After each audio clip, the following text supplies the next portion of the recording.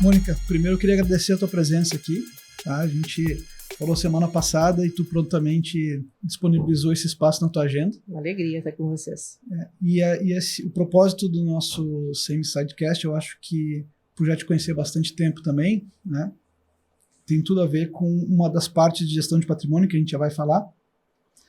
E queria primeiro te apresentar rapidamente, né, para o nosso público que está nos assistindo. A Mônica é mestra em gestão educacional, é CEO da plataforma Elefante Letrado, sócia da MTeam, que é a empresa de consultoria em gestão de educação organizacional. E eu conheci ela quando ela trabalhava no Colégio Israelita e ela foi chefa, né, chefe da minha esposa na época, israelita, e tu trabalhou 17 anos no Colégio Israelita. Isso, na direção do colégio, mais uns outros como coordenadora pedagógica antes. Bem. E pelo que ela falou, professora a vida toda. Da vida toda, exatamente. Então acho que tem muito a ver com a questão de transmissão do conhecimento, né, de passar o conhecimento para as pessoas. Tu é especialista nisso, né? E uma das partes da gestão de patrimônio que a gente acredita, né, além do capital humano, que a gente falou no outro podcast com o Dr. Pedro, sobre a importância do capital humano, que é a saúde, né, as relações, ele falou muito de relações interpessoais, né? Existe o capital intelectual, né, que serve muito também para suprir o capital financeiro, né? E depois tem o capital social. E isso que a gente está falando aqui, tem um livro chamado Riqueza Familiar. A gente, no Brasil, tem uma certa medo de falar sobre riqueza, porque ele vai para dinheiro. Sim. Né? Então fica um pouco de preconceito em falar. Mas, de fato, a riqueza, ela não é o dinheiro. Então, hoje, a gente está aqui para falar da riqueza do conhecimento, que é o capital intelectual. Né? Se quiser falar um pouco da tua experiência nisso, de o que é importante com criança, com adulto, com professores, com os conflitos também que tem. Certo. Fique... Principalmente agora, né? Primeiro, prazer estar com vocês. Agora que nós estamos em plena sociedade do conhecimento, alguém que queira estar partícipe dessa sociedade de maneira produtiva, ela tem que ter o seu capital intelectual bem estabelecido. E ela só consegue ir adiante nas outras partes da vida se o seu conjunto de bagagens culturais estiver bem constituído. Com isso, ela consegue lidar com as adversidades, ela consegue identificar novas oportunidades, se reinventar, interagir com outras pessoas, mas sem esse conhecimento de vida, de mundo, ela fica muito restrita, muito empobrecida em todos os sentidos. Não apenas economicamente, mas nas suas relações, nas suas perspectivas de vida. E eu sou uma defensora da educação desde criancinha, desde os 9 anos de idade eu dou aula, eu digo. Né, eu juntava a vizinhança para fazer aulas. Com 14 anos, eu recebi a minha primeira turma formal como estagiária de magistério. Então, eu tenho verdadeira fissuração pelo tema da educação. E é um tema cheio de mitos, que a gente também vai precisar desconstruir para fazer uma sociedade melhor. Né? As pessoas ainda acham que bagagem de cultura também é pedante. Isso é ser erudito, isso é se distanciar das massas. Não, é ter realmente um conjunto de experiências, de conhecimentos para lidar com a vida da melhor forma que for possível. A gente podia falar que o conhecimento pode trazer a liberdade, porque sem o conhecimento, de fato, tu vai ficar escravo de algumas coisas. Não tenho dúvida disso, não tenho dúvida. Não existe liberdade se não for a base de conhecimento. Eu tenho que conhecer a mim mesma no primeiro momento, e eu tenho que conseguir perceber o ambiente e identificar as formas de me relacionar com esse ambiente. Tudo isso é um conjunto de conhecimentos. Tem coisas que são da espécie humana. Independentemente de escola, da família, eu vou aprender, porque é da espécie humana. Mas há um conjunto considerável de aprendizagens que precisam ser feitos pela educação formal. Nem mesmo a família consegue dar conta. É preciso uma organização curricular para dar conta das linguagens, para dar conta das ciências. Isso tudo precisa método, trabalho, e aí sim a gente vai ter a liberdade até de desfazer a regra, de desconstruir o passado. Mas eu preciso ter conhecimento de causa para fazer isso. Vamos fazer uma comparação com o mercado financeiro, né? Pegar essa parte de conhecimento do mercado. O Marcos é professor também, ele dá aula em pós-graduação da PUC aqui no Rio Grande do Sul. Tô longe de ser professor. Né? Já te dá umas aulinhas. Te dá umas aulinhas. Transmite conhecimento que tem. Técnico. Um módulo específico, né? De bem específico. Gestão de família, mas aqui a gente pode falar que a gente é especialista nisso. E se a gente for ver essa questão de ter o conhecimento para ter a liberdade, às vezes até para não cair em canto de sereia, né? Porque se a gente não sabe o poder decidir por si próprio, isso, para poder decidir, tu tem que ter o conhecimento. Certamente. Como é que no mercado financeiro, a questão da educação financeira, o que pode ajudar as pessoas a tomarem a decisão mais livres? Enfim, eu estou muito curioso para escutar a Mônica, assim, especialmente hoje, pelo que eu conheço da plataforma, você tem uma plataforma de educação focada para crianças, né? E cada vez mais a gente vai percebendo o quanto a disciplina de educação financeira é uma coisa relevante, né? E na nossa atividade hoje de fazer gestão de patrimônio, acho que o primeiro passo que a gente sempre tenta passar para o cliente, e o Carlos que fala muito sempre isso, né? Quando ele começou nessa atividade, assim, ele tinha conceitos tão básicos, né? Que quase a gente tinha vergonha de passar para as pessoas, tipo assim, não, isso aqui é óbvio que as pessoas conhecem, mas elas não conhecem, né? E a gente hoje tem muita percepção de quanto é importante passar esses conceitos muito básicos para as pessoas, relacionados, óbvio, ao mundo da gestão de patrimônio, e que o Carlos sempre fez muito bem, não se resume a dinheiro, se resume a capital humano, capital intelectual, capital financeiro, capital social, são várias coisas que tangenciam o mundo da gestão de patrimônio, mas é muito importante hoje a gente passar esse conhecimento básico para as pessoas, a partir daí ajudar isso, a elas terem um pouquinho mais de liberdade a escolherem, a tomarem as decisões delas em relação aos seus capitais diversos, né? Muitas vezes o Carlos mesmo diz, a gente é mais do que um gestor financeiro, muitas vezes a gente é quase um psicólogo, né? Embora, obviamente, sem informação nenhuma, né? Mas é o que a Mônica falou, algumas coisas são da natureza humana. São da natureza humana. E tratar pessoas é da natureza humana. E hoje, o Carlos tem 42, né, anos de idade, eu tenho 44, né? Depois, a gente já está mais de 20 anos no mercado financeiro, a gente fica olhando, nossa, como tem gente que conhece tão pouco de uma coisa tão sensível da sua vida que é o bolso. Mas aí eu vou te dizer o seguinte, nós temos no Brasil um país de analfabetos funcionais. Em geral. Então, chega a ordem de 23% no ensino superior. Explica o que é analfabeto funcional. É a pessoa que decodifica, mas não entende o que lê. Ela lê, só que ela não consegue entender o que está acontecendo naquele texto. Interpretar, né? A apreciação do sentido, ela não consegue. Não sabe qual foi a argumentação, qual é o ponto principal, quais são os dados secundários, qual é a argumentação, né? Qual é o desfecho, não consegue. E se não existir o título, muitas vezes não sabe nem qual é o tema do texto que está sendo lido. O Elefante Letrado trabalha justamente nesta dor brasileira, que é a falta de compreensão leitora. Então, a gente trabalha de maneira intencional, sistemática, sempre baseada em ciência, em evidência, para essas crianças desenvolverem estratégias de leitura e conseguirem aprender o sentido do texto. Se não for assim, vão chegar adultos que não vão conseguir entender um gráfico básico de dado financeiro, não vão conseguir analisar uma tabela, uma progressão matemática, porque a competência leitora ela não é apenas de nível verbal, é uma compreensão de mundo, é leitura de mundo. E a gente tem categorias específicas, eu tenho que ler as linhas, as entrelinhas e o que há por detrás das linhas. Vocês conseguem ler o que há por detrás das linhas do mercado financeiro? Vocês são especialistas nisso. Isso. Vocês conseguem entender o jogo das placas tectônicas? O que são essas movimentações? O que isso pode significar lá na frente? Eu, na área de vocês, não tenho essa competência. Tomara conseguir ler a informação explícita. certo? Eu não consigo fazer inferências, certo? Agora, porque eu tenho, então, uma competência de leitura que eu vou ler textos contínuos e descontínuos e eu vou ter razoável condição.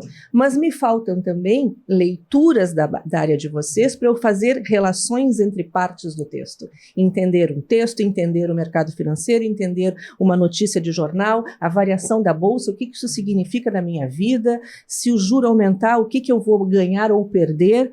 Então, eu preciso aí de especialistas que me ajudem a ler essa realidade. E isso, quanto antes começar, melhor, né? Porque eu me lembro lá no Israelita que foi feito aquele Irktaná, que era aquela mini cidade. Isso. Né? E as crianças de 2, 3 anos, 4, 5, 6, elas já estão ali vendo como funciona a sociedade. Né? Que tem um banco, tem um supermercado, tem a casa, tem o hospital. Né? Então, para ter o banco, vai ter que ter alguém que trabalhe no banco. Então, isso desde pequeno. Isso. Né? Quando tu fala em analfabeto funcional, de interpretação de texto, a gente pode dizer que grande maioria do brasileiro, mesmo sabendo interpretar texto, é analfabeto funcional para questões financeiras. Primeiro, que a pessoa acha que questão financeira é só o dinheiro. Já começa na base. Claro. Né? E, por exemplo, coisas básicas. Juro composto, né, Marcos? Coisas simples. Isso, qualquer pessoa que faz uma disciplina de matemática financeira, capítulo 1, aula 1, explicação entre diferença de juros simples e composto. Né? E todo cliente que a gente recebe, a gente faz questão de relembrar o conceito do juro composto, mas não só o conceito, a implicação que ele possui no longo prazo. Claro. Né? A educação financeira, em geral, né? Eu também tenho filho pequeno hoje, tem 7 anos. Eu nunca tive, enquanto criança, né, seja por colégio, seja por família, o incentivo de pensar em educação financeira. Sim, não, né? Não era uma prática nas famílias brasileiras. Eu comecei a ter essa angústia por conhecimento financeiro a partir do momento que eu ingressei na faculdade. Né? Lá eu comecei a entender um pouco de mercado financeiro e tal. E muitos anos depois eu fui me deparar com a importância que isso tem para a nossa vida de dia a dia. Né? Que até então a gente não se preocupa, a gente se preocupa assim, o que eu faço para ganhar dinheiro no trabalho, vou me preparar para trabalhar, para passar num concurso, para ter uma profissão, para ser um empresário, sei lá o que, para ser um advogado. A gente não para pensar na importância da educação financeira para a gente, para as nossas famílias.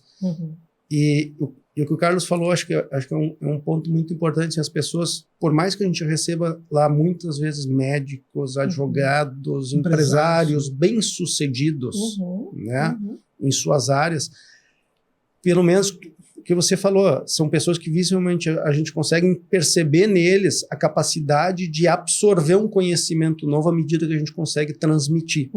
Tá? Porque são pessoas inteligentes que tiveram uma formação, seja formal ou informal, que ajudou. Mas a falta desses conceitos básicos hoje, como o Carlos disse, do juro composto, né, por exemplo, leva a, muitas vezes, a pessoa a ter aquela necessidade de fazer o seu patrimônio multiplicar no curto prazo. Né?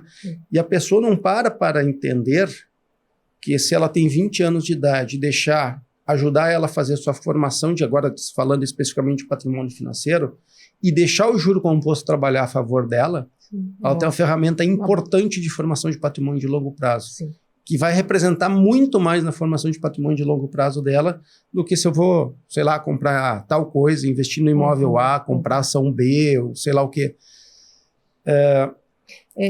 Então, esses conhecimentos que muitas pessoas, infelizmente, acabam, acho que não tendo nem acesso.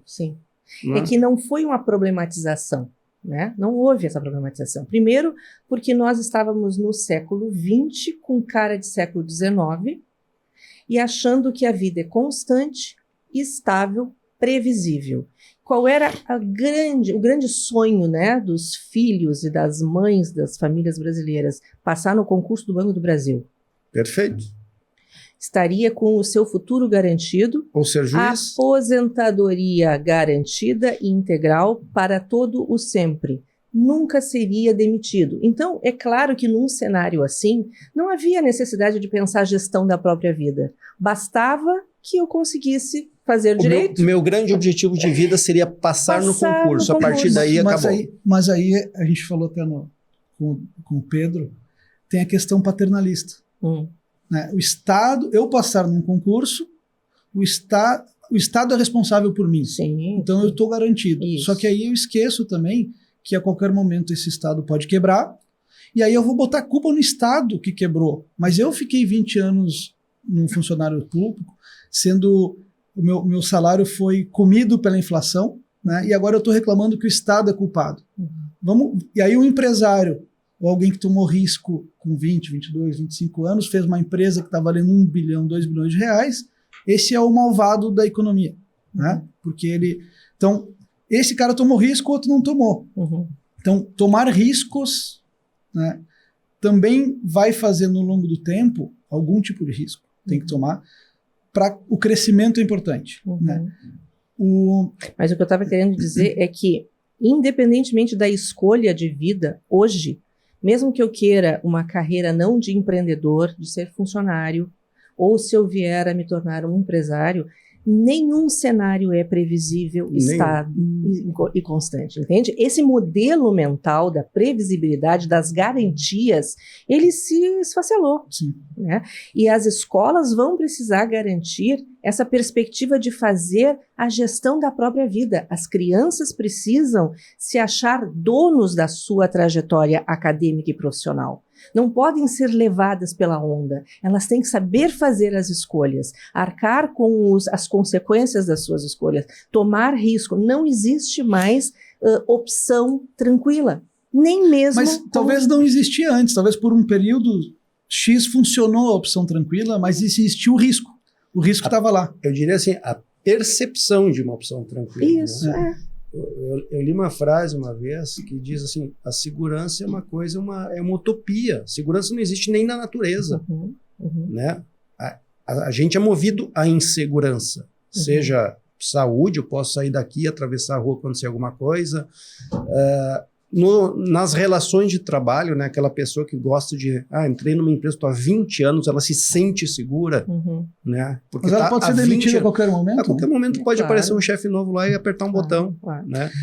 Nesse livro que tradução literal é Psicologia do Dinheiro, mas acho que em português ficou outro nome, Psicologia Financeira, não sei.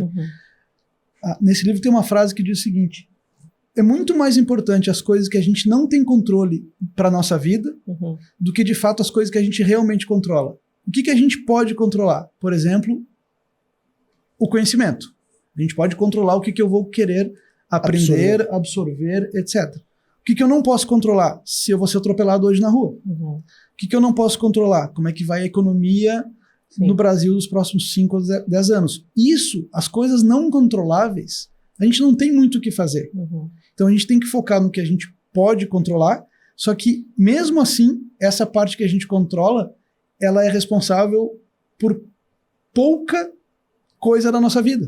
Mas ao mesmo tempo, se eu não tenho o locus de controle interno, ou seja, se eu não me percebo como a principal responsável sobre os meus atos, sobre as minhas escolhas e sobre as minhas opções de vida, eu sempre vou terceirizar a responsabilidade para governo, para o pai, para o filho, para o patrão. Inclusive para o aleatório. Não adianta fazer isso aqui porque... Exato. Né? Aconteceu uma coisa aí qualquer. Então, assim, é fato que a gente não tem controle sobre tudo, mas nós temos que nos sentir, pelo menos, controlando a nós mesmos, para, diante de uma adversidade, ter condições de reagir. Por exemplo, cuidar da saúde. Sim. Isso a gente tem, de certa forma, um controle, né, que se eu não cuido da alimentação, não faço exercício, tem grande chance de eu ter um problema de saúde, que é a questão da capital intelectual. Eu posso cuidar desse capital buscando. E aí uma dúvida. Hoje, tu tem muita informação disponível. Sim. Como fazer para filtrar essa informação e, de fato, não perder tempo com várias coisas, porque é muita informação. É muita coisa no Google, é muita coisa nas redes sociais, é muita informação, às vezes, não corretas, né?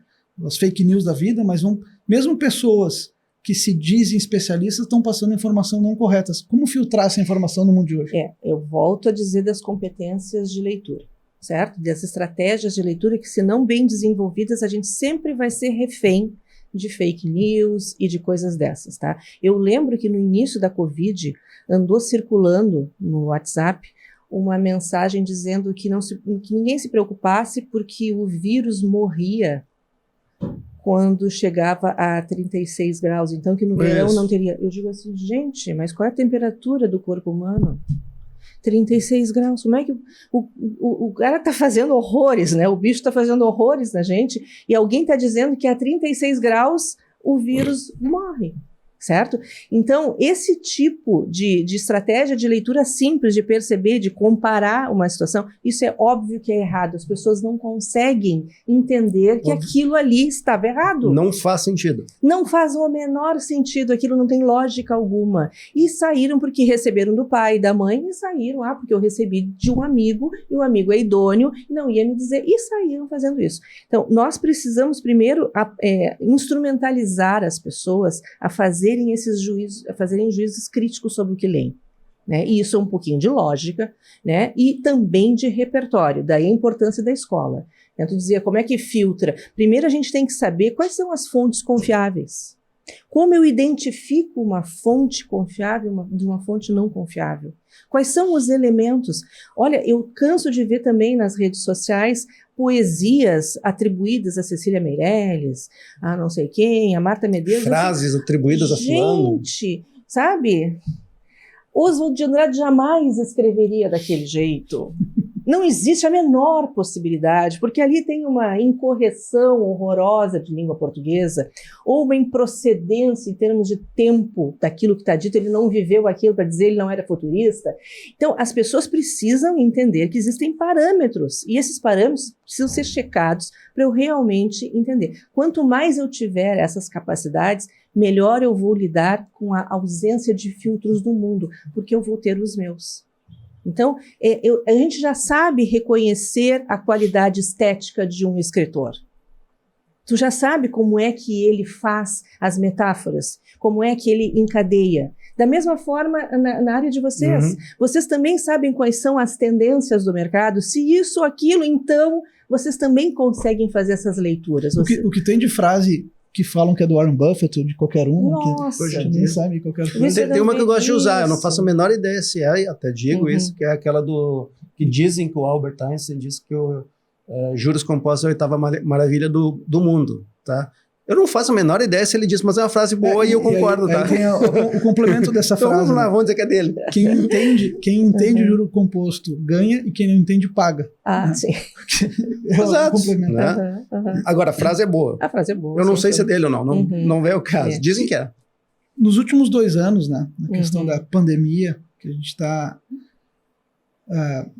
ainda inserido, a gente tem que usar máscara ainda, e eu também não sei realmente se a máscara, não sei, mas eu uso quando precisa, né, até porque é lei. Mas eu ouvi, tá, isso eu não sei se é verdade, que nem na época da Guerra Mundial as crianças ficaram tanto tempo sem aula. Tá? Que as pessoas queriam manter uma rotina saudável, porque manter uma rotina para a criança, a gente sabe que é uma coisa importante. Né? E a gente tem visto, minha esposa é psicóloga, a gente tem amigos psicólogos, psiquiatras, não, e que está aumentando muito depressão entre crianças.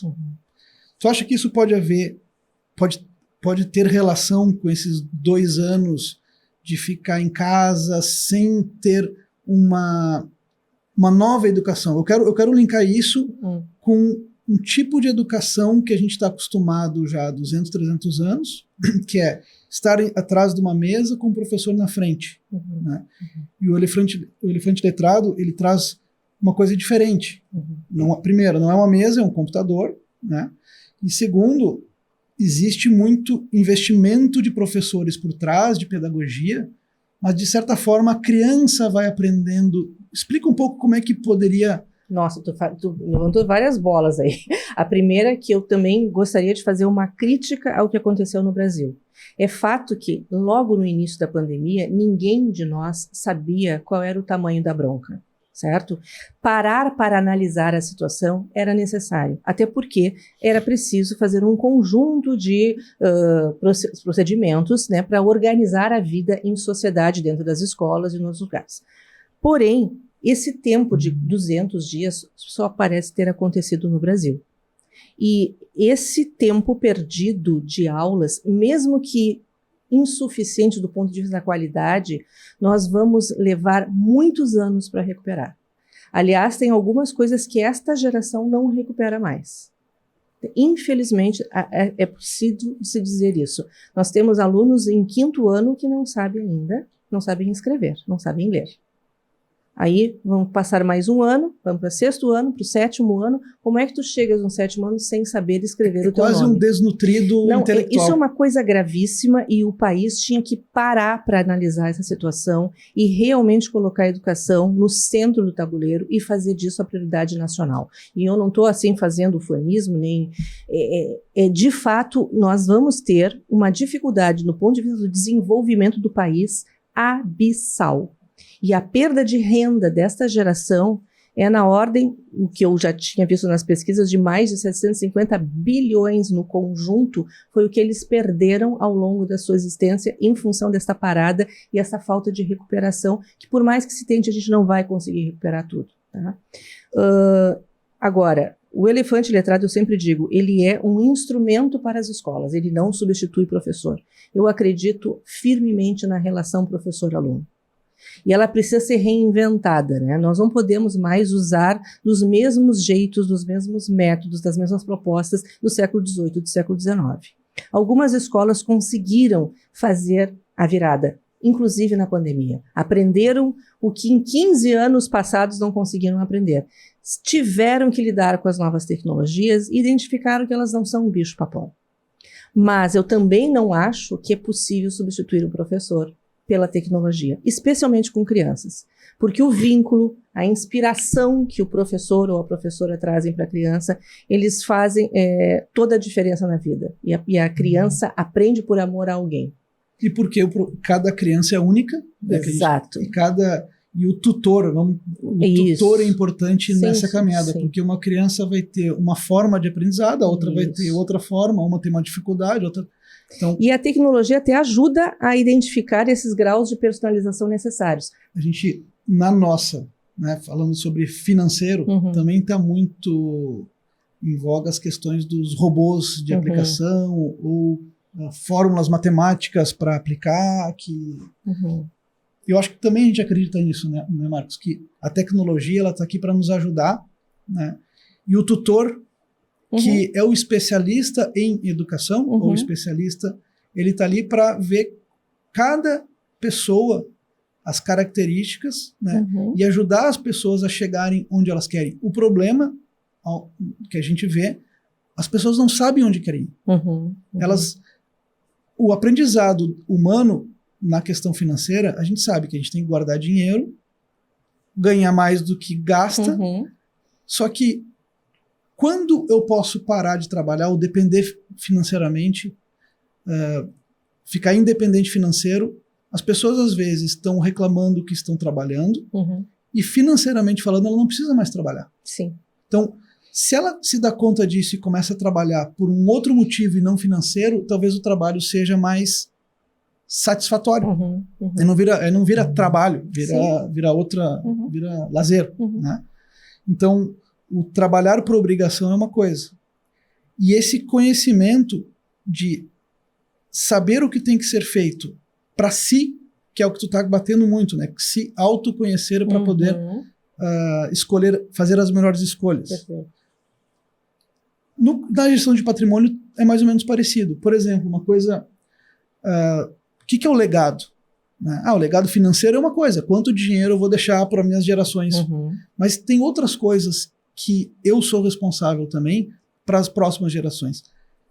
Se eu tenho um filho, se uma pessoa tem um filho que já se sabe que ela gasta dinheiro se ela tem na mão, mas ela tem direito à herança.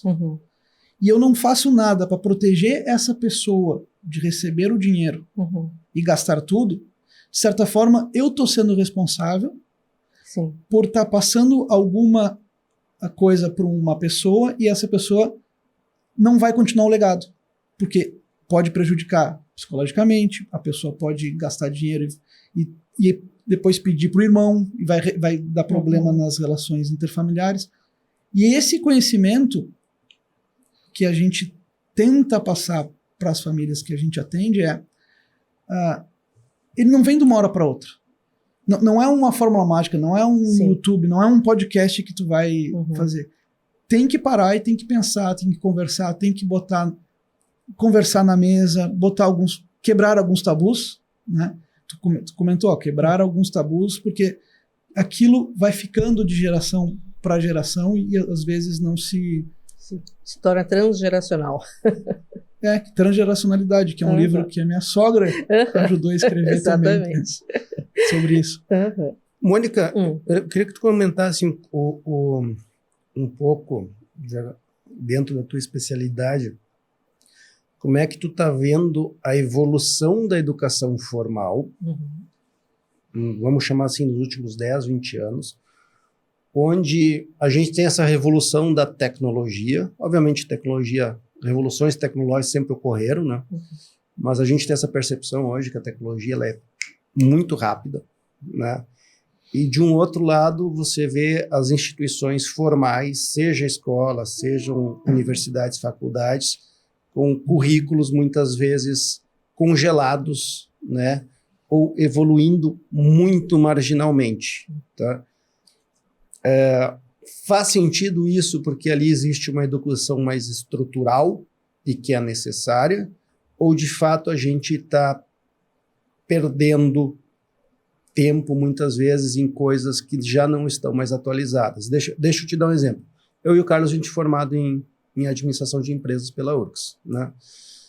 Quando você vai estudar administração de empresas, a grade curricular, e se eu não me engano ela está mais ou menos nesse método hoje ainda, é uma grade curricular de ensinar, olha, como é que eu coordeno um estoque numa empresa, né?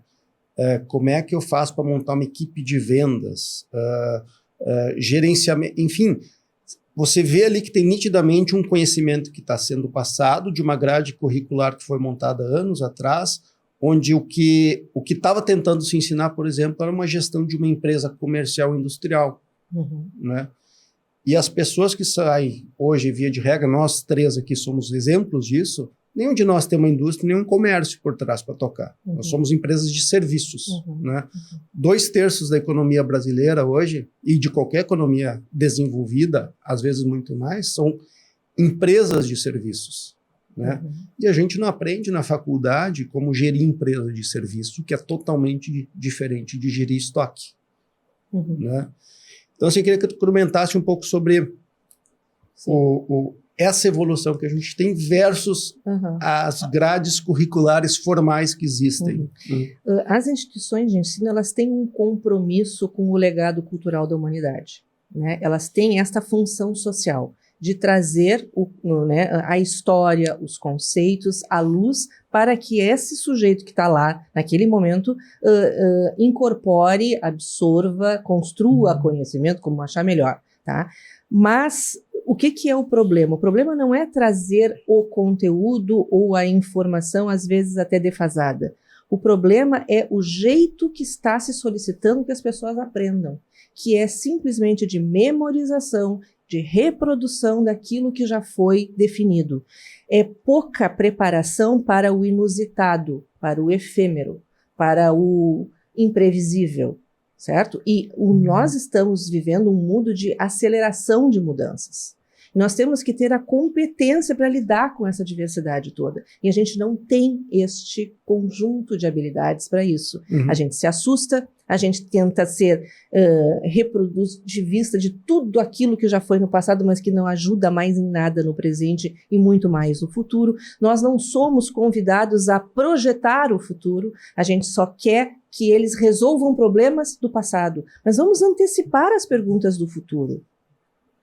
A gente pode propor significados à vida. Então, me parece que metodologicamente a questão é muito mais grave do que propriamente os conteúdos, porque pelos conteúdos eu consigo fazer qualquer inferência se eu tiver um trabalho do tipo assim, olha, no século passado, assim que se organizavam as empresas.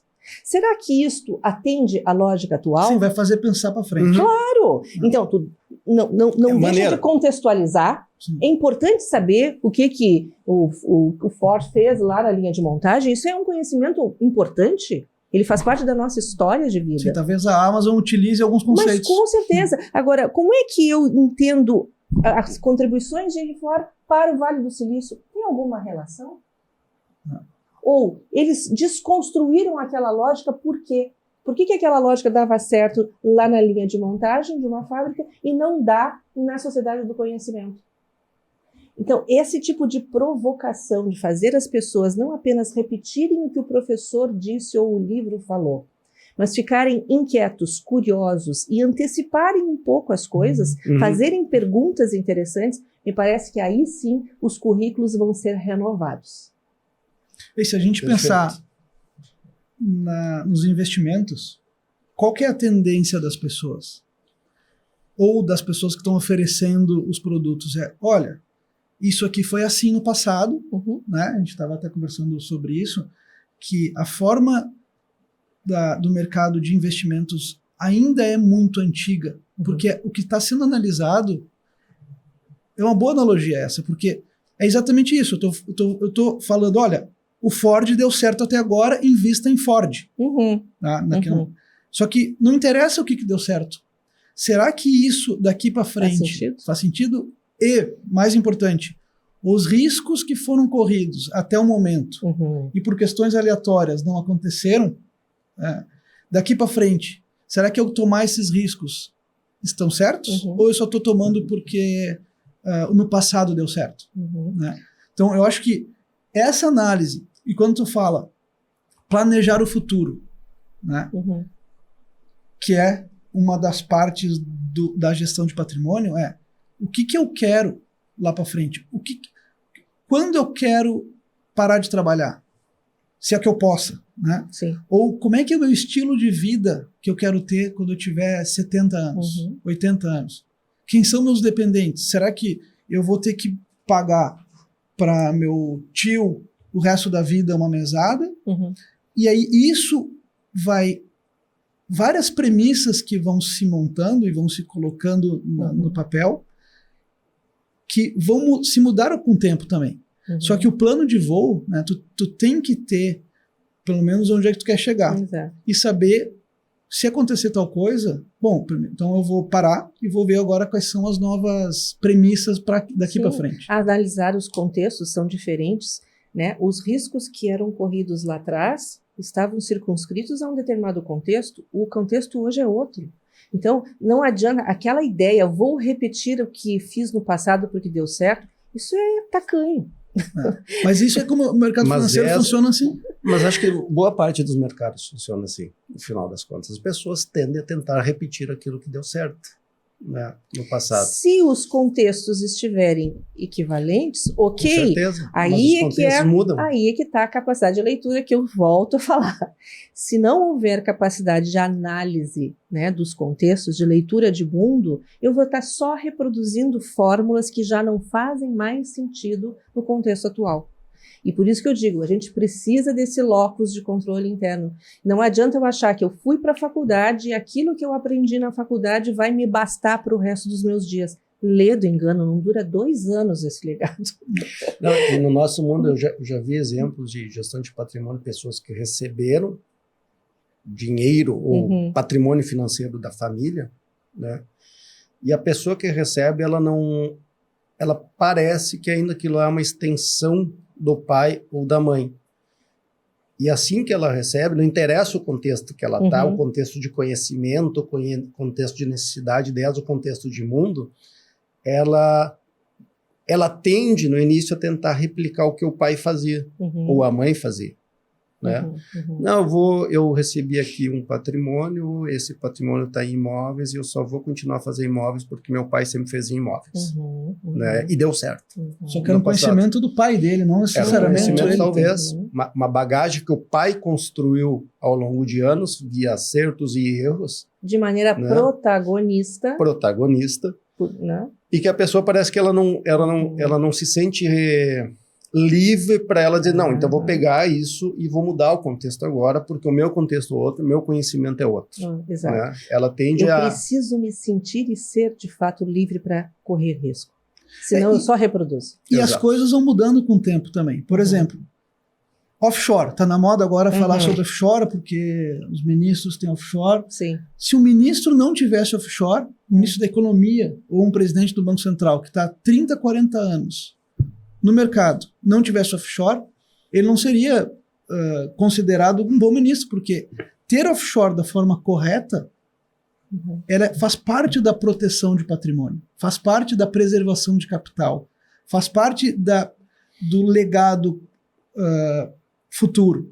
Porque se eu tenho minha empresa num país, independente de qual for, se eu tenho a minha vida naquele país e tenho meu capital financeiro 100% naquele país, eu estou tomando risco de todos os capitais naquele lugar. Se eu posso pegar parte do meu capital financeiro e proteger ele fora desse país, independente dele qual for, né, eu estou diversificando isso. Agora, tem que ser feito da forma correta. Né, porque às vezes as pessoas fazem, que tu comentou, as pessoas sabem o que tem que ser feito, só que elas fazem e elas não sabem a forma correta. Aí elas mandam o dinheiro de uma forma ilegal, só que ela não sabia que era legal. Aí ela está cometendo um crime. Né? Então, por ser mais barato ou por acreditar em alguém. Então, se a pessoa for atrás do conhecimento, ela vai ver que ter uma conta offshore, né, é tão simples ou tão legal ou tão possível ter do que uma conta num banco na esquina. Né? E ela não é mais ou menos patriota em função disso. Não, pelo contrário. Né? Ela está protegendo, se caso der um problema aqui, ela vai trazer dinheiro de volta para poder investir, né, no país. Né? Ela não é errado fazer isso. É errado político roubar e botar numa conta na Suíça em nome da avó. Isso é errado. Né? Mas o cara trabalha, pega parte desse patrimônio, põe no exterior da forma correta, não tem problema nenhum. Né? Então, quer ver um exemplo que estava falando da interpretação, né? Uma conta matemática, ela pode ser feita de diversas formas. Né? Tu faz uma divisão e tu tem métodos diferentes. Métodos diferentes. E eu me lembro, tá, isso aí, nem sei se minha professora vai ver isso ou não na época, mas na quarta ou quinta série, eu fazia uma conta de divisão ou de vezes diferente do que fazer a fórmula toda ali. Sim, pela técnica operatória. E aí a primeira prova eu levei 0. Né? Por quê? Porque ela achou que eu tinha colado. Eu expliquei, depois ela viu e não era. Está em moda o método de ensino de Singapura, que tem o melhor, nos últimos 40 anos, melhor interpretação de texto. E o que é esse método? Eles, basicamente, saber interpretar. Né? E saber por que tu chegou naquele resultado, por que tu chegou naquilo. Né? Que é um pouco diferente da forma que a gente aprendeu há 30 anos. A gente só tinha uma forma de chegar no resultado. E essas mudanças, e aí eu te pergunto, como fazer para pessoas que foram formadas numa época de uma forma, né, evoluir e passar também a acreditar em outras coisas e não só daquela maneira que era certo? Porque eu acho que isso que é o mais complicado. Quem dera eu tivesse essa possibilidade, né, de responder isso, porque as pessoas gostam das suas não-verdades. Aí é que tá. Entende? A zona de conforto protege as pessoas. E desaprender cansa. Abrir mão de um modelo mental é difícil. Desconstruir a minha rede de relacionamentos e tomar uma posição que divirja da maioria pode ser muito oneroso. Então, as pessoas às vezes até têm talento, capacidade intelectual e até às vezes vontade de sair de um modelo mental e ir em direção a uma outra perspectiva cognitiva diferente. Mas elas olham... O custo é muito alto. O custo é alto, é melhor eu fazer parte do clã, para participar, para ouvir, para receber as notícias, etc, etc, etc. Então, não é apenas um dado cognitivo, tem uma massa de manobra social muito bem amarrada, e as pessoas, nessas horas, parece que sabem fazer bem essas leituras das conveniências. Só que são conveniências de tiro curto, porque depois tu vai embotando naquele mesmo jeito de pensar, perde a capacidade de analisar o pensamento divergente e mudar de lugar. Eu sempre digo, aprender é mudar de lugar. Eu saio de um estágio e eu vou para outro. Isso implica perdas. Para eu ter ganhos, eu tenho que abrir mão de um estágio anterior. E quando a gente fica muito patrimonialista das ideias, eu não posso mudar porque senão eu vou perder a minha identidade. Na verdade, isso aí é um decreto de morte, né? Porque se tu parar de mudar, tá parando de aprender, e ao parar de aprender, tu perde a relevância. Tem aquela frase também que eu não sei de quem é, mas diz que quem sobrevive não é o mais forte, é o que é o mais adaptado às mudanças, né? E nisso, na nossa área, né, é muito claro isso, né? Então, se a pessoa está lá 30 anos investindo de uma forma, né? Renda fixa, por exemplo, renda fixa. E quando tu fala em perder alguma coisa, vamos pegar ativo e passivo. Uhum. Qualquer mudança que tu olhe antes e tem mais passivo do que ativos, não pode fazer porque tu vai ser irracional. Uhum. Tu só pode fazer as mudanças se tu enxerga, de certa forma, mais ativos, claro, né, de ganhos. Mas alguma coisa vai sempre... E isso, o que a gente fala? É o risco. Uhum. Tu vai deixar de ter uma renda fixa, que às vezes não é fixa. As pessoas não sabem disso. Elas compram um papel achando que é renda fixa, e varia o preço pela marcação ao mercado, né? E a pessoa se acha conservadora com isso. Aí eu pergunto, ser conservador na sua cabeça, no seu reserva mental, é não tomar risco? Porque se tu não toma nada de risco, tu tá deixando de ganhar, porque no pain, no gain, né? Não tem ganho sem ter uma perda. E lá na frente, tu vai ter um passivo. Qual pode ser o passivo? Eu não ter dinheiro disponível para viver mais tempo, eu ter que trabalhar mais tempo porque eu fui conservador no passado. Então, essas quebras de paradigma, né, que o brasileiro rentista, que está acostumado a ganhar 10%, agora voltou, né? Agora está 12% de novo ao ano a renda fixa. Mas a inflação está 8, 9, 10. Será que eu ganhar em reais, somente em reais, e não ter outra moeda, será que isso faz sentido ou não para o meu futuro? Claro. Né? Então, quando tu quebra isso e tu muda o que tu estava fazendo no passado, tu vai ter uma mexida. Mas geralmente essa mexida tem que ser feita para proteger o futuro. Né? O Marcos é o gestor responsável da nossa empresa. Né? Dentro das classes de ativos, vamos supor que tem 5 classes de ativos, pode-se fazer qualquer combinação dentro dessas classes. Né? E o cliente sempre, quando olha uma combinação que tem mais risco, ele se sente inseguro. E quando dá o primeiro negativo na carteira de menos 0,1, a pessoa... Tira e realiza a perda. Tira e realiza a perda. Né? Também, se não quer tomar risco, é melhor não entrar. Né? E o que muita gente faz? Não assume a responsabilidade e põe no outro, que foi a pessoa que me indicou, foi o cara do banco, foi o agente autônomo, foi a XP que acabou comigo. Mas, no final das contas, quem deu a ordem foi a pessoa. Né? Se ela não sabia do risco, o problema é dela. Então, tem uma coisa que a Mônica falou que eu acho que a gente, óbvio, olha isso muito para o mundo financeiro, né? E eu comecei a estudar isso no mundo financeiro, mas o que tu falaste, né? As pessoas vivem em manada. Né? Então é muito mais fácil eu ir com a manada e quando a manada estiver errada, eu estou com ela. Claro, né? O meu sofrimento psicológico é muito menor do que dizer assim, olha, não, mas eu errei, mas todo mundo errou. É muito mais doloroso errar sozinho, sem né? dúvida. Saindo da manada, né? E isso, esse efeito manada é uma das coisas que a gente tem que... Nós, inclusive, o pessoal que é profissional, dito profissional de mercado financeiro, a gente sofre desses mesmos vieses psicológicos porque somos seres humanos. Evidente. Né? Mas a gente tem a percepção hoje de quanto isso é destruidor de patrimônio no longo prazo estar com as manadas. Né? As manadas nos levam a fazer muito erro. Né? Exemplo, as manadas nos levam muitas vezes para pirâmides financeiras. Sim. Né? Que começou lá com uma ganância, né? Muita gente entra numa pirâmide financeira por desconhecimento, mas pela ganância, do famoso, olha, eu estou cuidando aqui do meu patrimônio, fazendo tudo direitinho, mas ganho 5% no ano. Pô, tem um cara aqui me oferecendo e diz que, em função de uma inovação no mercado, que neste momento a pirâmide ainda, faz uns 5, 6 anos para cá, tem muita pirâmide no mundo criptomoedas, né?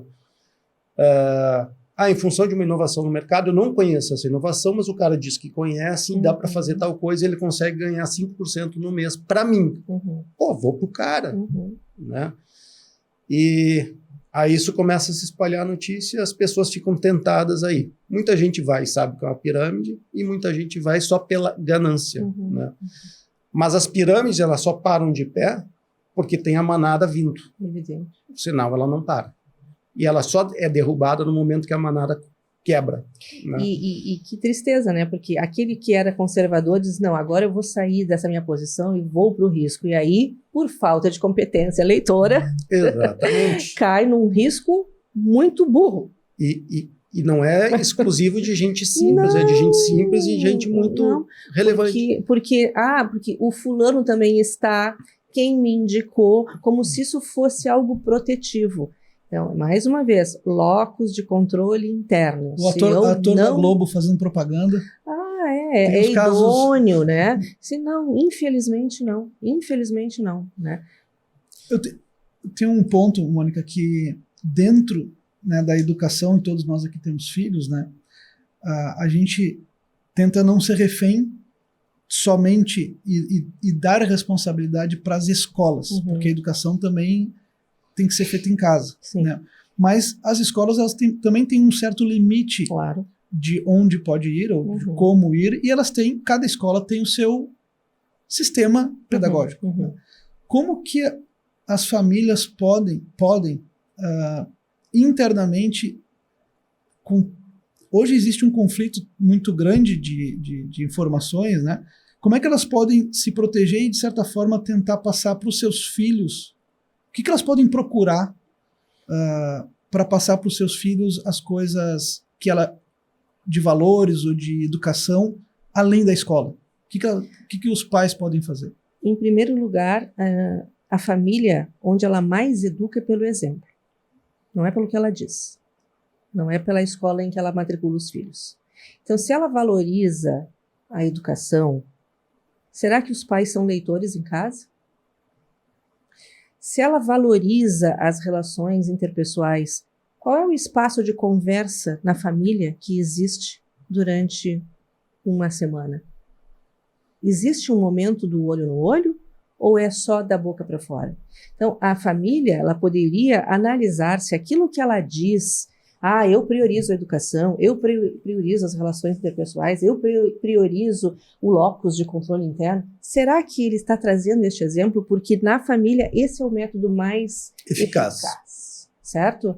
E as crianças são extremamente sensíveis ao exemplo e o exemplo contrário também anula qualquer discurso. Não adianta a escola depois querer... Não adianta, porque as crianças têm a capacidade, sim, isso é da espécie humana, de perceber o blefe da família de eu digo que é importante, mas eu não cumpro. É porque tu não podes roubar, mas rouba o sinal da net, como diz aquela propaganda, certo? Onde está a coerência entre aquilo que é dito como valor e aquilo que é praticado? Esse é o melhor jeito, certo? Porque por melhor que seja a escola, ela sempre vai ter um limite, o limite do seu projeto político-pedagógico.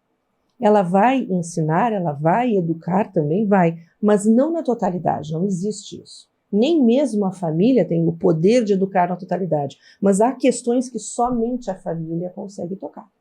E a parte dos valores, dos compromissos sociais, tem fundamento na célula familiar. A escola é coadjuvante nessa história, não é protagonista. A escola é protagonista no ensino formal das linguagens, da ciência, da matemática e de um conjunto outro de arte, tudo. Da disciplina de estudo. Vai trabalhar as questões socioafetivas, com certeza, vai tentar evitar bullying, com certeza, mas valores, eles estão na família como sua principal responsabilidade. Então, dê o exemplo. E eu acho que na questão financeira é a mesma coisa, né? Porque a gente sempre fala bastante na questão da escassez, né? Como é que a gente vai, de certa forma, criar os nossos filhos, né, que deem valor ao patrimônio, né? Se eu não estou dando nenhum tipo de escassez para ele, se tudo que ele pede ele consegue, se tudo sem esforço, né? Talvez as pessoas estão fazendo isso por culpa, porque não tiveram lá atrás, mas que a gente fala bastante para as famílias, né, que não adianta também quem é o dono do patrimônio, o patriarca ou a matriarca, né, junto fazer as regras, cobrar dos filhos como eles gostariam que os filhos fossem e não está dando exemplo também. Né? Então, de novo, né, tem questão, quanto mais a gente estuda, a gente vê que as soluções são as mais simples. Né? Então, por exemplo, entender os riscos, é saber o que está comendo, é saber o que está aplicando, Então, algumas coisas aleatórias vão acontecer.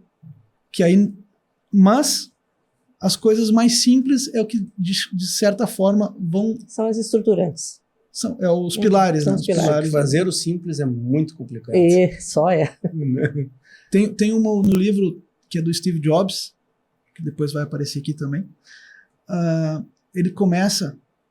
Né, tinha Henri Thoreau, que era um filósofo americano, ele falava assim, simplifique, simplifique, dizendo que a vida tinha que ser simples, que o que trazia felicidade de fato era um banho quente, ter comida na mesa, dormir numa cama macia, né? E aí o livro do Steve Jobs começa, não é 2 simplifique, é só um. Né? Não quer dizer que nesse iPhone, que é simples, qualquer criança de 2 anos já começa, que não tenha tecnologia por trás, mas a solução é simples. Né? Então, leitura em casa é simples. Saber o que ler primeiro, né, que é filtrar, e ler e entender o que está escrito. É simples. Isso já é mais difícil, mas enfim, é o básico. É o básico. Não, se a pessoa não entende, e muitas coisas a gente não entende das outras áreas. Aí tu vai procurar pessoas que te apoiem. Que tu confie primeiro, né? Que ela possa te falar, olha, isso não precisa entender a bula do remédio. Porque se tu for ler a bula, tu não vai aplicar. Que é o que a gente fala também para os clientes. Se tu for ler os riscos de qualquer produto, tu não vai aplicar.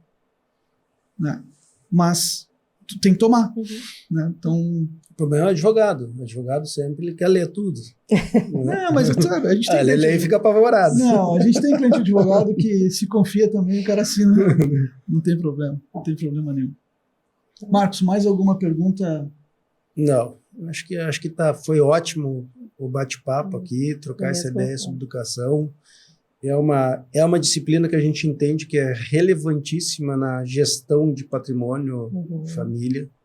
E é isso que a gente tenta também fazer, né? E esperamos conseguir fazer cada vez mais, é tentar simplificar ao passar um pouco do conhecimento dessa área em que a gente atua e atuou por muitos anos para as pessoas, para ajudar ela na sua gestão de patrimônio. E acho que cada vez mais assim, essa provocação que a gente vê hoje e cobra um pouco dos colégios em relação às nossas crianças. Eu não tive essa base de educação financeira no passado. Né? Que bom que hoje em dia isso já está na pauta, que os colégios já estão se preocupando com isso, com esse processo de educação das pessoas. Quer ver uma coisa que a gente não vê? Faculdade de Direito. Quantas aulas financeiras uma pessoa na faculdade de Direito faz? Deve ser muito pouco. Faculdade de Medicina. Como fazer preço da sua consulta? Como administrar uma empresa? A gente tem clientes médicos, né, que estão cobrando na pessoa física, Mas é só fazer uma empresa. Né? Tu não está pagando menos imposto porque tu está sonegando. Faz uma empresa, fatura pela empresa, dá nota de tudo, vai ser muito melhor do que ficar pegando na pessoa física, na conta corrente, depois ser chamado para caixa. Né? Então, como a gente já sabe disso, uma das soluções é buscar ajuda. Né? Vamos procurar ver essas questões também de gestão. E desmistificar, né, a questão financeira como sendo do demônio, de usurpador, de quem está querendo passar a perna, porque as pessoas acham que falar sobre dinheiro é falar sobre isso. Não, é falar sobre a vida. É falar sobre a vida. Sobre o futuro. Né? Ótimo. Certo? Certo. Estão pedindo de novo aqui para eu falar sobre curtir, compartilhar, ativar o sininho e inscrever no seu canal, e se tiver algum comentário ou sugestão, também envie para nós. A gente está aprendendo, né, Carlos? Devagarinho a gente vai, né? Estamos aqui saindo da nossa zona de conforto. Isso mesmo. Né? Estamos no nosso segundo Sempre Sidecast da empresa, nosso. Então, assim, desculpa que a gente está meio assim, né? No futuro vai ser melhor. Muito bacana. Né? Parabéns. Obrigado muito. Valeu, obrigado.